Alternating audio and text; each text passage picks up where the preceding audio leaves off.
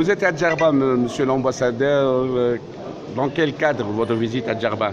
D'abord pour rendre visite au gouverneur, pour voir quels sont les développements économiques, comment on peut accompagner le développement économique de la région. Donc je vais à Medellín et puis à Zarzis aussi, voir comment dans le domaine par exemple, du numérique ou d'autres secteurs, la France peut apporter son concours à travers aussi l'Agence française de développement.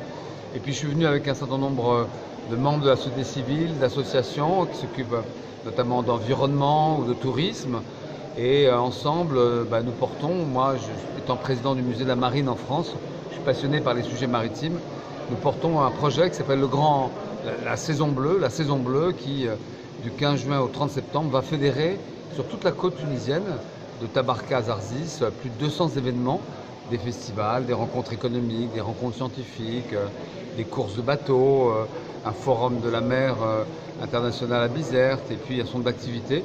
Fédérer ces activités sous un label, celui de la saison bleue, pour faire que la rencontre entre les 7 millions de Tunisiens qui vivent au bord de la mer, presque 3 Tunisiens sur 4 vivent sur le littoral, la rencontre de ces Tunisiens avec les 8 millions de touristes qui vont venir en 2018 se passe au mieux, de la manière la plus intelligente, la plus profitable pour chacun. Et cette rencontre, c'est la mer qui le permet depuis 3000 ans en Tunisie.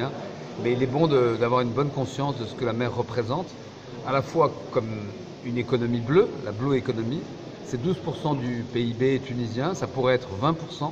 Aujourd'hui, c'est 630 000 emplois, c'est à la fois la pêche, le commerce maritime, le trafic maritime, mais les chantiers navals, l'hôtellerie évidemment, le nautisme, la plaisance, la recherche scientifique, la transformation du sel, évidemment, à travers le dessalement, beaucoup d'activités. Et puis aussi avoir la conscience de la fragilité de cet écosystème du littoral, la fragilité, la vulnérabilité écologique. Donc c'est une grande prise de conscience, c'est une grande campagne de communication pour faire venir dans des bonnes conditions, respectueuses de l'environnement, le plus de touristes possible, notamment à Djerba. Et le flux des touristes français vers cette destination touristique? Écoutez, je crois que quand j'étais venu au mois de novembre 2016, nous étions à 500 000 touristes.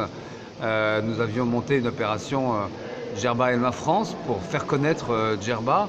Ils sont, je crois, maintenant cette année en 2017 entre 650 000, 700 000 peut-être. J'aimerais qu'en 2018, puisque la prévision est de 8 millions de touristes étrangers en Tunisie, les Français puissent représenter un dixième d'entre eux, c'est-à-dire 800 000. Et puis il faut être ambitieux. Dans les 2-3 années à venir, il faut qu'1 million de mes compatriotes viennent visiter la Tunisie. Comme vous le savez, les Français ont Djerba au cœur. Et quand ils pensent Tunisie, quand ils pensent vacances, quand ils pensent une grande civilisation au bord de la mer avec du soleil et des gens accueillants, naturellement, ils pensent Djerba. Et pour la dernière question, s'il vous plaît, votre visite à Lizy a coulé beaucoup d'encre. Ma visite à Lizy? Oui, a coulé beaucoup d'encre. Je ne sais pas s'il a coulé beaucoup d'encre, mais comme une quinzaine d'ambassadeurs, l'ambassadeur américain, des ambassadeurs très importants, je suis allé, comme je visite toutes les instances, saluer. C'est une visite de courtoisie. Et donc, pour aller saluer, en tout cas, le travail de Lizy, je ne m'occupe jamais de politique.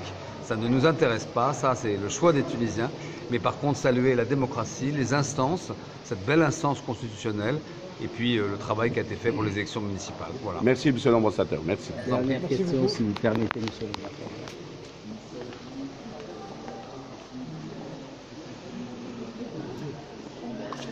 Vous participez à la réunion avec nous? Plus le secret des débats.